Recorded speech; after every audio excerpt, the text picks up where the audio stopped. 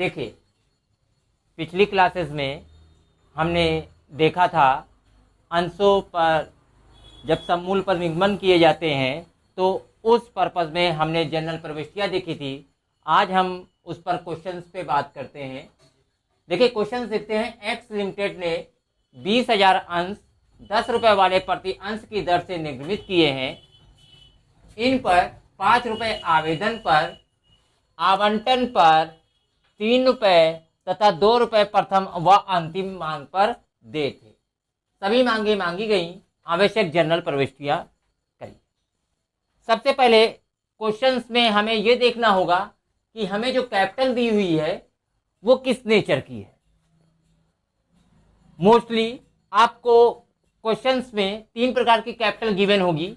एक authorise capital, अधिकृत पूंजी, इशूड कैपिटल जो निर्मित की जाती है, और एक सब्सक्राइब कैपिटल जितने अंश जनता द्वारा क्रय कर लिए जाते हैं प्रार्थित पूंजी कहलाता है। अब देखिए, क्वेश्चंस में हमें यहाँ पे निर्मित पूंजी दी हुई है, इसके अलावा कोई भी कैपिटल नहीं दी गई है, तो इसलिए हम इसको इशूड और सब्सक्राइब कैपिटल दोनों ही मान लेते हैं। यानी जितने अंश निर्मित किए गए हैं उतने ही जनता ने अंश क्रय कर लिए। अब बात करते हैं कि कैसे पहचाने कि ये क्वेश्चन सममूल का है। तो देखिए, एक्स लिमिटेड ने 20,000 अंश 10 रुपये प्रति अंश की दर से, यानी टोटल अंशों की कॉस्ट क्या है वो 10 रुपये है, और 10 रुपये को कंपनी ने जो है 5 रुपये एप्लीकेशन पे, 3 रुपये अलॉटमेंट पे और 2 रुपये फर्स्ट एंड फाइनल कॉल पे मांगा गया है।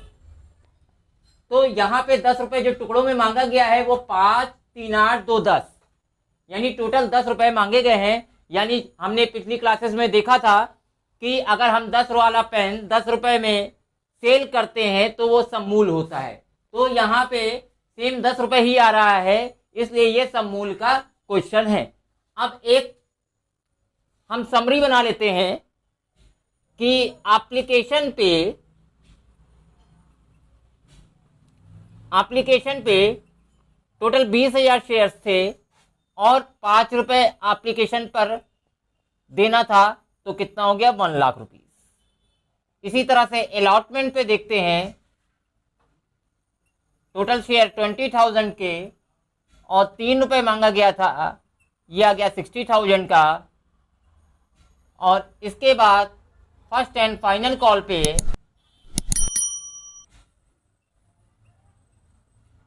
20,000 इंटू 2 रुपीज़ 40,000 रुपीज़ से मांगा गया था। जैसा कि हम जानते हैं कि हर ट्रांजैक्शन की 2-2 एंट्रियां होती हैं, एप्लीकेशन की 2, अलॉटमेंट की 2 और फर्स्ट एंड फाइनल कॉल की 2-2 एंट्रियां होती हैं। तो अब हमने यहाँ पे एप्लीकेशन की अमाउंट निकाल ली 1 lakh, allotment 60,000, first and final call 40,000। अब हम इसमें देखेंगे जनरल में इसको किस तरह से पुट करेंगे और जनरल में इसकी किस तरह से प्रविष्टियां करेंगे। अब देखिए कि हम देखते हैं कि इसको जनरल में किस प्रकार से प्रदर्शित करेंगे हम इस क्वेश्चंस को। तो सबसे पहले, जैसा कि हम भली भांति परिचित हैं कि जनरल में 5 कॉलम बनते हैं। पहला कॉलम डेट का, दूसरा कॉलम पार्टिकुलर्स का, तीसरा लेजर फोलियो का, चौथा अमाउंट डेबिट का और 5वां अमाउंट क्रेडिट का। सबसे ऊपर हेडिंग पड़ती है general entries in the books of, और जो भी कंपनी नेम होता है उसको आप यहाँ पर मेंशन कर देते हो। उसके बाद अब हमने देखा था कि एप्लीकेशन जो था हमारा 1 लाख रुपीज से था, क्योंकि 20,000 के शेयर खरीदे गए थे, और एप्लीकेशन था 5 रुपीज से, तो 1 लाख रुपीज जो है एप्लीकेशन पे था। अलॉटमेंट पे 60,000 था और फर्स्ट कॉल पे 40,000 था। जैसा कि हमने पिछली वीडियो में देखा था कि हमने एट पार पर सभी जनरल एंट्रियों को देखा था, यानी एप्लीकेशन की, अलॉटमेंट की, फर्स्ट कॉल की। तो बस आपको सेम उस एंट्री को रख देना है और अपनी वैल्यू को लिख देना है जो यहाँ पे वैल्यू आई है। देखिए, सबसे पहले हमने एंट्री क्या की, bank account debit to equity share application account. Equity share application का मतलब यहाँ पे शेयर साधारण थे, तो हमने यहाँ पे इक्विटी लिखा, क्योंकि यहाँ पर क्वेश्चंस में ये नहीं गिवन है कि हमारे शेयर कौन से हैं, साधारण हैं कि पूर्वाधिकार हैं। तो हम ये मानते हुए कि हमारे जब प्रश्न में नहीं गिवन होता है तो हम ये मानते हैं कि अंश जो है वो साधारण है, यानी कि समतांश है, इसीलिए जहां जहां शेयर का नाम आएगा हम वहां पर इक्विटी वर्ड का इस्तेमाल करेंगे। अब देखते हैं bank account debit to equity share application account, यानी सबसे पहली एंट्री हमारी क्या होगी, bank account debit to equity share application 1 lakh rupees से 20,000 इंटू 5 रुपीज। एक बार यहाँ पे भी आप लोग लिख लीजिए जिससे कि आप कंफ्यूज ना हो। इसके बाद उस एप्लीकेशन को जो है कंपनी के खाते में पैसा ट्रांसफर कर दिया जाएगा, तो एंट्री हो जाएगी equity share application account debit to equity share capital account, यानी कंपनी की जो भी अंश पूंजी होगी उसमें वो पैसा ट्रांसफर कर दिया जाता है। इसके बाद कंपनी बताएगी आपको कितना पैसा देना है अलॉटमेंट के समय, तो आपकी एंट्री हो जाएगी equity share allotment account debit to equity share capital account, यानी 60,000 रुपए देना है। अब शेयर होल्डर उसे बैंक में जाकर के पेड करेगा, यानी आपको अलॉटमेंट मनी रिसीव होगी bank account debit to equity share allotment account. इसी तरह से आप फर्स्ट कॉल की एंट्री कर देंगे equity share first and final call account debit to equity share capital account.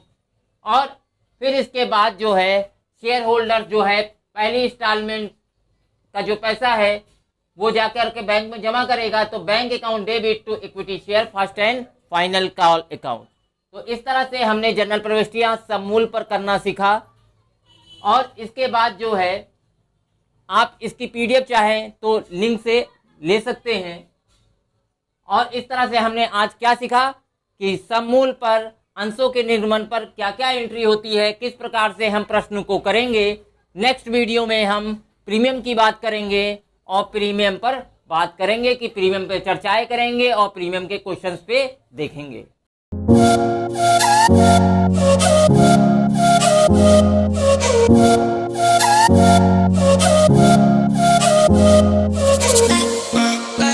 I